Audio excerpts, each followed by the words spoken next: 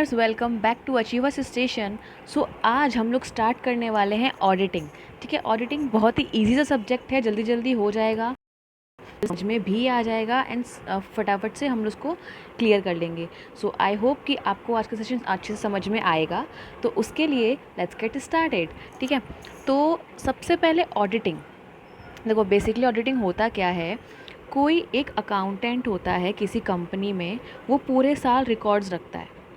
ठीक है, रिकॉर्ड्स रखता है, लेकिन भाई उस कंपनी का ऑडिटर है, उस कंपनी के प्रॉफिट के बारे में सोचेगा, टैक्स की बचत करने के बारे में सोचेगा।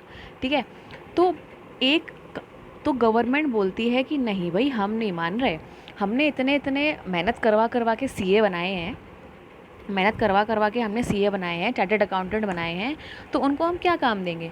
हम उन्हें बोलेंगे कि आप जाओ उस कंपनी में, इस अकाउंटेंट ने जो काम किया है उसको रीचेक करो।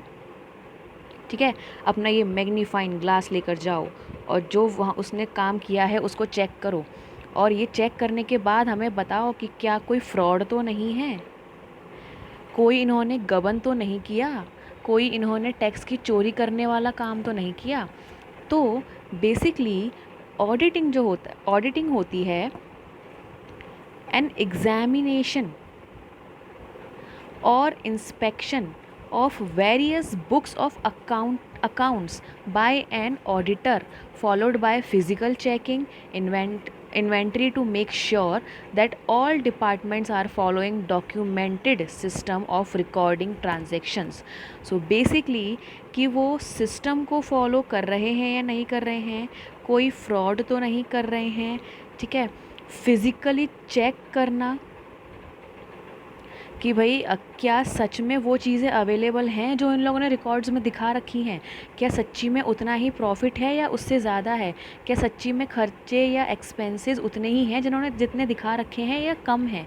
ठीक है, तो बेसिकली एग्जामिनेशन और inspection of various books of accounts by an auditor, followed by physical checking of inventory to make sure that all departments are following documented system of recording transactions. ठीक है, it is done to ascertain the accuracy of financial statements. अच्छा, financial statements मैं यहाँ पे बता दूँ क्या क्या होते हैं। फाइनेंशियल स्टेटमेंट होते हैं आपके trading and P&L account, balance sheet and cash statement. ठीक है, ये आपके फाइनेंशियल स्टेटमेंट्स होते हैं जिनकी एक्यूरेसी चेक करने के लिए, मतलब क्या जितना जैसा दिखाया गया है वैसा है असलियत में या नहीं है, that is called auditing. Auditing को हम बोलते हैं हिंदी में अंकेषण। तो अंकेषण क्या होता है? अंकेषण वित्तीय लेखों की जाँच है। ठीक है, जिसमें हम फाइनेंशियल ईयर के लेखों की जांच करना, इस प्रकार हम कह सकते हैं कि ऑडिट खातों की गहन जांच, मतलब अ डीप चेकिंग से संबंधित होता है। ठीक है, तो आई होप मीनिंग क्लियर हो गया होगा। आगे बढ़ते हैं। अच्छा, एक अकाउंटिंग होता है हमारे पास, एक ऑडिटिंग होता है। ठीक है, हमें ये पता है बुक कीपिंग भी होती है कोई चीज़, है ना। तो बुक कीपिंग जहाँ ख़त्म होती है वहाँ अकाउंटिंग शुरू होती है, और जहाँ अकाउंटिंग ख़त्म होती है वह ऑडिटिंग शुरू होती है। तो auditing starts where accounting ends. ठीक है, तो इस बार इसको पढ़ लेते हैं। Meaning: accounting is a process of recording, classifying, summarising the business transaction to monetary terms. मतलब रिकॉर्ड्स रखना, उससे फिर फाइनेंशियल स्टेटमेंट्स बनाना, ये अकाउंटिंग में आता है। ठीक है, और ऑडिटिंग में क्या होता है? The process of review of accounts to establish their reliability. Reliability मतलब भरोसेमंद होना। रिलायबल मतलब भरोसेमंद होना या विश्वसनीय होना। And the statement there form, हम क्या जो स्टेटमेंट बनाए गए हैं वो विश्वसनीय हैं, विश्वास करने लायक हैं, उसको चेक करना इज़ ऑडिटिंग। ठीक है, स्कोप मतलब क्या करता है वो। Is entailed preparation of financial statement, it is examination of financial statement. ठीक है, ऑब्जेक्ट क्या होता है? इसका ऑब्जेक्ट होता है कि फिगर आउट करना the financial status of an enterprise. मतलब किसी बिजनेस का क्या फाइनेंशियल स्टेटस है, ये हम कैसे बैलेंस शीट से पता लगाते हैं। ठीक है, कितना प्रॉफिट है, कितना लॉस है, क्या स्टेटस है बिजनेस का, ये हम अकाउंटिंग में पता लगाते हैं। और इसका ऑब्जेक्ट होता है टू जज the correctness and reliability of financial statements prepared by the internal staff of business enterprise. ठीक है, नेक्स्ट, अकाउंटिंग प्रीडेट्स अकाउंट ऑडिटिंग, मतलब अकाउंटिंग जो है वो ऑडिटिंग से पहले की जाती है, और अकाउंट ऑडिटिंग सक्सेट्स, मतलब अकाउंटिंग के बाद ऑडिटिंग की जाती है। तो आई होप क्लियर हो गया होगा। बेसिकली ये जहाँ एंड हो रही है वो यहाँ शुरू हो रही है। इसमें सिर्फ प्रिपेयर करना है, इसमें एग्ज़ामिन करना है। ठीक है,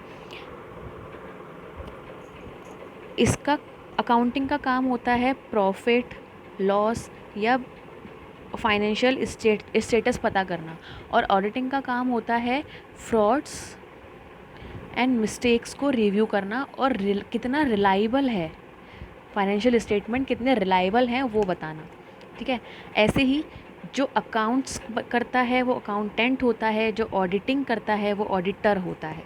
ठीक है, देखो अकाउंटिंग जो है वो जनरली हर बिजनेस में होता है।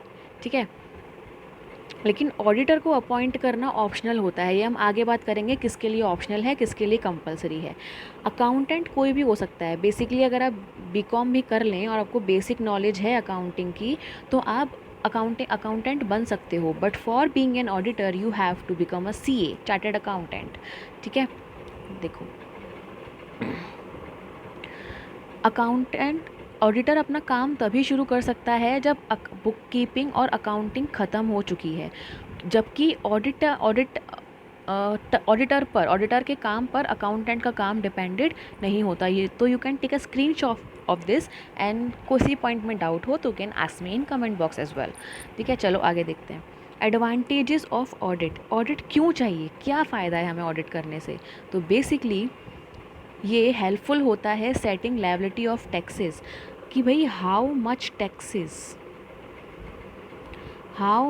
Taxes we have to pay, वो हमें पता चलता है ऑडिटिंग से। ठीक है, क्योंकि टैक्स के रूल्स अलग होते हैं, कुछ एक्सपेंसेस अलाउड होते हैं, कुछ नहीं होते हैं, कुछ डिसअलाउड होते हैं, डेप्रिसिएशन एक लिमिट तक ही अलाउड होती है, एंड सो ऑन। तो रियल हमारी टैक्स लायबिलिटी कितनी बन रही है, उसके लिए ऑडिटिंग चाहिए। Useful for settling trade disputes, अगर कहीं पर लॉस ही हुआ जा रहा है, ठीक है, तो जो क्रेडिटर्स हैं वो नहीं मानते कि भाई लॉस हो रहा है, हो सकता है कि आप मजाक कर रहे हो, या फिर है ना हमें हमारा पे ना करना पड़े, उस वजह से आप लॉसेस दिखा रहे हो। तो ऑडिटर से या ऑडिटिंग करवा के आप ये प्रूफ कर सकते हैं दैट यस हमारे जो डिस्प्यूट्स चल रहे हैं वो फालतू हैं, सच्ची में हमें लॉस ही हो रहा है भाई। ठीक है, next, helps in the detection of wastage and losses, कहाँ पर हम चीज़ों को वेस्ट कर रहे हैं, कहाँ पर लॉसेस हो रहे हैं, और इन्हें कैसे कवर किया जा सकता है, या इन्हें कैसे रिमूव किया जा सकता है, या इन्हें कैसे अल्टर किया जा सकता है ताकि वेस्टेज ना हो और लॉसेस ना हो। ठीक है, इसमें भी हेल्प करता है। गवर्नमेंट में require audited and certified statement. अगर हम बात करें कंपनीज़ की, तो कंपनीज़ एक्ट 2013 में हर एक कंपनी को ऑडिटिंग करवाना ज़रूरी होता है। ठीक है, लेकिन अगर आप कोई सिंगल एंटिटी हैं, इंडिविजुअल हैं, या पार्टनरशिप है, या HUF है, अगर आप ऑडिटिंग करवा लेते हैं तो आपकी गुडविल ही बढ़ती है, और गवर्नमेंट की जो रिलायबिलिटी होती है, गवर्नमेंट का जो भरोसा होता है, वो आपके अकाउंट्स पर बढ़ जाता है। ठीक है, next, safe guards the interest of person not associated with the management. अगर ऑडिटिंग हो गई तो जो थर्ड पार्टी होती है, लाइक क्रेडिटर्स हो गए या कुछ भी हो गए, जो लोग मैनेजमेंट में नहीं हैं, उनके लिए एक भरोसा पैदा हो जाता है कि yes company is doing right things. ठीक है, भरोसा पैदा हो जाता है कि company is doing right things. Okay, next, acts as a moral check on the employees जो हैं वो मोरली काम कर रहे हैं। मोरली का मतलब है नैतिकता से, जिसका मतलब है अ फेयर थिंग। फेयरली काम कर रहे हैं या नहीं कर रहे हैं वो भी हमें पता चल जाता है। तो these were the advantages of auditing.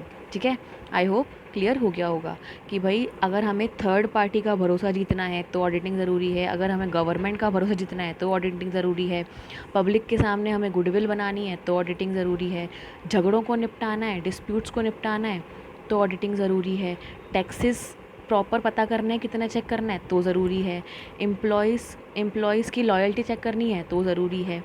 ठीक है, चलो आगे देखते हैं। Aspects to be covered in audit. Audit में हम क्या क्या चीज़ों को चेक करते हैं। अकाउंटिंग और इंटरनल कंट्रोल सही है या नहीं है। ठीक है, फेयरली काम कर रहा है या नहीं कर रहा है, या फिर उन्होंने gap generally accepted accounting principles को फॉलो करते हुए काम किया है या नहीं किया है, ये हम चेक करते हैं। Second, verification of ऑथेंसिटी and validity of transactions. जो ट्रांजैक्शन शो किए गए हैं उनके बिल्स वगैरह अवेलेबल हैं या नहीं हैं, वाउचर्स अवेलेबल हैं या नहीं हैं, तो हर ट्रांजैक्शन को रीचेक किया जाता है। Next, comparison of the items of financial statement with the underlying records. Underlying records का मतलब होता है जो प्रूफ्स हैं आपके पास, जो फाइनेंशियल स्टेटमेंट में चीज़ें दिखाई गई हैं उन्हें उसके प्रूफ्स से जो है वेरीफाई करना, लाइक आपकी असेट्स को, सारे एक्सपेंडिचर को, इनकम को, प्रॉफिट को एंड सो ऑन।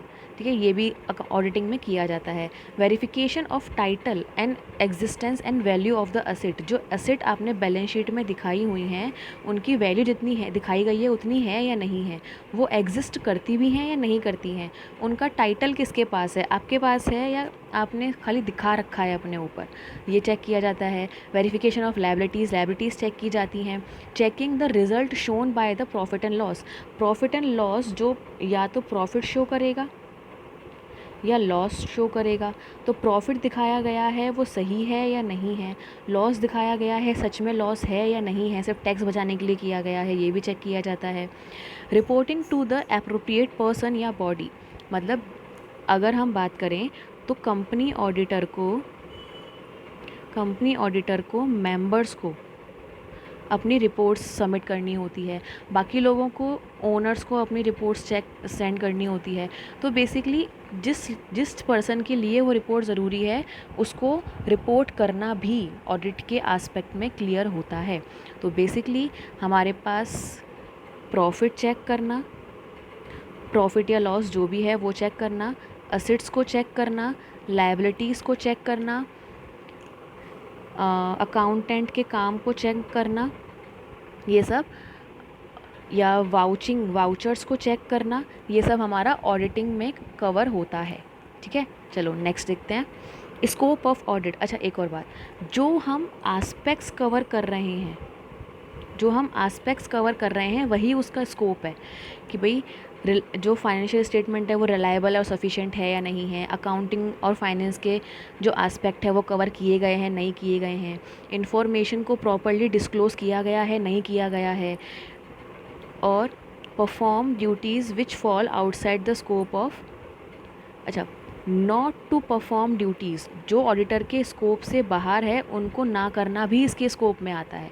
ठीक है, तो बेसिकली ये जो हमने एस्पेक्ट्स पढ़े थे कि क्या क्या हम करते हैं ऑडिटिंग में, यही सब इसका स्कोप है।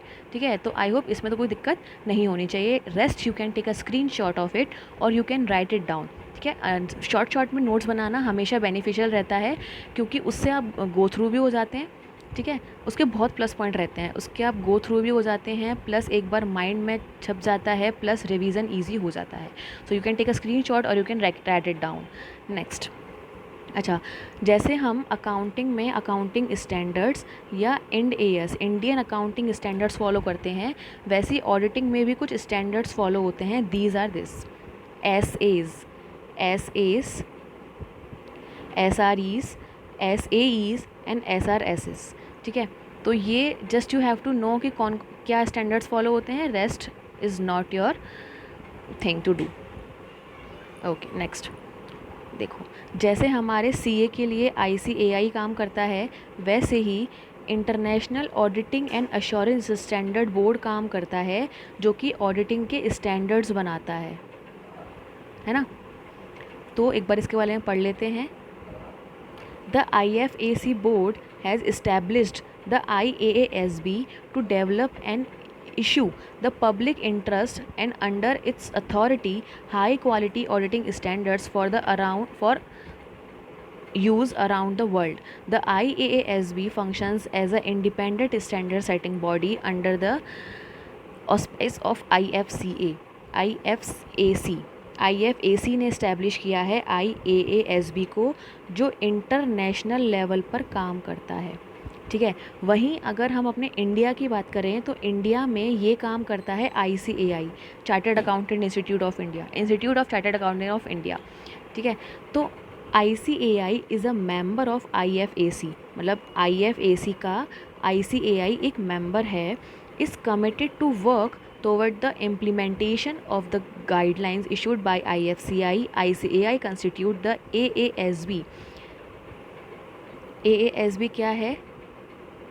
Erstwhile Auditing Practice Committee to review the existing audit practices in India to develop engagement and quality control standards. ठीक है, सो इंडिया में इसको रिव्यू कौन करता है? ICAI। किसके स्टैंडर्ड्स पर हम काम करते हैं? IASB। ICAI क्यों इन्हीं के स्टैंडर्ड पर काम करता है? क्योंकि ये जो है IFAC द्वारा इस्टेब्लिश किया गया है और ICAI इसका एक मेंबर भी है। तो मेंबर है तो इसके जो इंस्ट्रक्शंस होंगे उनको तो फॉलो करेगा ही। तो बेसिकली इंडिया में ये फॉलो हो रहे हैं या नहीं हो रहे हैं, या इंडिया में इसके रिव्यू के लिए हमारे पास ICAI है। ठीक है, auditing and assurance standard board, जो ICAI ने इस्टेब्लिश किया है। देखो एक बार आप इसे रिपीट कर लेते हैं। IFAC एक इंटरनेशनल इंस्टीट्यूट है जिसने IAASB को इस्टेब्लिश किया है। क्या करने के लिए? स्टैंडर्ड्स को बनाने के लिए। ठीक है, अब IFAC का एक मेंबर है हमारे इंडिया का ICAI। ठीक है, तो अब ICAI ने इस्टेब्लिश किया AASB को, यहाँ पर बस इंटरनेशनल हटा देंगे ना तो AASB बन जाएगा, ऑडिटिंग एंड अश्योरेंस बोर्ड। ठीक है, क्यों किया है? क्योंकि ये इसका एक मेंबर है और इसका काम क्या है? रिव्यू करना कि भाई जो स्टैंडर्ड्स IAASB ने फॉलो बनाए हैं वो यहाँ पर प्रॉपरली फॉलो हो रहे हैं या नहीं हो रहे हैं। ठीक है, आई होप क्लियर हो गया होगा। I am repeating once again. देखो, IFAC ने IAASB को इस्टेब्लिश किया जो स्टैंडर्ड्स बनाता है। ठीक है, अब IFAC का मेंबर है ICAI, तो ये भी इसी के स्टैंडर्ड फॉलो करता है, लेकिन इसने इंडिया में इसका काम करने के लिए AASB को बना रखा है। ठीक है, तो आई होप अब क्लियर हो गया होगा। चलिए आगे बढ़ते हैं। Next, type of audit. Basically we have two types of audit. One is compulsory, second is voluntary. Compulsory हर तरह की कंपनी के लिए है। ठीक है, अब एक कंपनी और एक अगर जो चैरिटेबल ट्रस्ट है जो चैरिटी पर चल रहा है, ठीक है, बाकी सबके लिए वॉलंटरी है। देखो, companies governed by companies act 2013, banking companies, electricity supply companies, cooperative societies, public and charitable trust, corporation setup under any act of parliament और स्टेट लेजिस्लेचर, या फिर specified entities under various section of income tax act 1961। तो basically जिसका स्थापना किसी law के under हुई है, किसी एक्ट के अंडर हुई है, या वो सर्विस मोटिव से बनाई गई है, या वो चैरिटी पर चल रही है, इन चार कंडीशंस में ऑडिट करवाना कंपलसरी है। ठीक है, रेस्ट इज़ योर चॉइस, कराओ नहीं कराओ। देखो, proprietary entities, partnership firm, Hindu undivided families, इन सब के लिए वॉलंटरी कैटेगरी है। ठीक है, तो basically we have two types of audit. One is compulsory audit, second is voluntary audit. Compulsory audit is required for all types of companies और special entities establish under any special law, और बाकी सबके लिए मर्जी है भाई, कराओ नहीं कराओ। ठीक है, ओके, सो जितना हमने पढ़ा उसका एक बार क्रक्स देख लेते हैं. दिस इज़ द चार्ट जो अभी तक पढ़ा है उसका पूरा. Auditing is a systematic examination of the books and records of business और एन ऑर्गेनाइजेशन. ठीक है, इसके ऑब्जेक्टिव क्या होते हैं? इसके प्राइमरी ऑब्जेक्टिव हैं ट्रू एंड फेयर व्यू देना स्टेटमेंट्स का, एक ओपिनियन फॉर्म करना, क्रिटिकल रिव्यू देना, अर्थमेटिकल एक्यूरेसी चेक करना एंड इंटरनल चेक का सिस्टम यूज़ करना. सेकेंडरी ऑब्जेक्ट्स क्या हैं? एरर्स और फ्रॉड्स को आइडेंटिफाई करना. अब एरर्स क्या होते हैं? एरर्स वो होते हैं जो जानबूझकर नहीं किए जाते और फ्रॉड्स वो होते हैं जो जानबूझकर किए जाते हैं. इसके अलावा we have other objectives as well, that is moral check, trust of governments, compliance with companies act, कि भाई एम्प्लॉयज़ लॉयल हैं या नहीं हैं, गवर्नमेंट का ट्रस्ट बनाने के लिए, और कंपनीज एक्ट के हिसाब से काम हो रहा है या नहीं हो रहा है वो चेक करने के लिए. रेस्ट फाइनेंशियल स्टेटमेंट में क्या क्या आ जाता है? Statement of profit and loss, balance sheet, cash flow statement and notes to accounts. ये 4 चीज़ें फाइनेंशियल स्टेटमेंट में आ जाती हैं. क्या क्या एस्पेक्ट हम इसमें कवर करते हैं?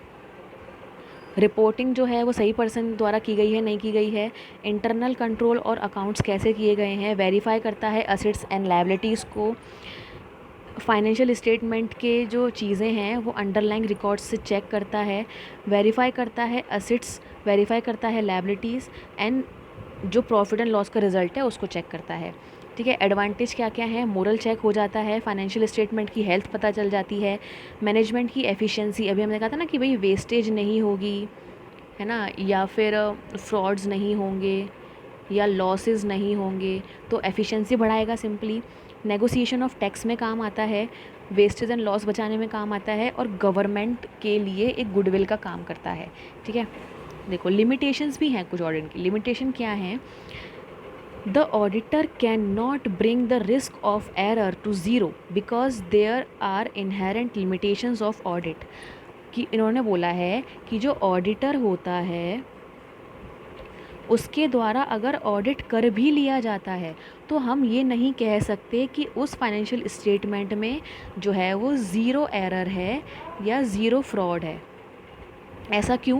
क्योंकि इसकी लिमिटेशंस हैं. क्या लिमिटेशंस हैं? फाइनेंशियल रिपोर्टिंग कैसी है उस पर डिपेंड करता है उसका काम. ठीक है, डिपेंडेंसी ऑन इन्फॉर्मेशन ये सबसे मेन चीज़ है कि उसको जो मैनेजर और जो एम्प्लॉयज़ और जो ओनर्स जो उसको इन्फॉर्मेशन दे रहे हैं उसी को उसे सच माननी पड़ेगी. ठीक है, तो then it is quite not possible कि ऑडिटर द्वारा ऑडिटिंग करने के बाद भी ज़ीरो एरर हुआ. ठीक है, चलो types of audit, compulsory and voluntary. Compulsory अभी बताया सारी कंपनीज़ के लिए है, ट्रस्ट के लिए है, और वॉलेंट्री बाकी सबके लिए है. सो आई होप ये क्लियर हो गया होगा. Rest we will do in the next video. I hope आपको सेशन पसंद आया होगा. If you like the session you know what you have to do, and like for my efforts and share it with your friends ताकि उनको भी help हो सके, क्योंकि हम घर पर बैठकर उतनी पढ़ाई नहीं कर पाते हैं जितनी हम कॉलेज में बैठकर कर पाते हैं या कहीं और सेंटर पे बैठकर कर पाते हैं. So this video may help every one. So this is the main motive of me also. Okay, so bye bye, take care, keep learning.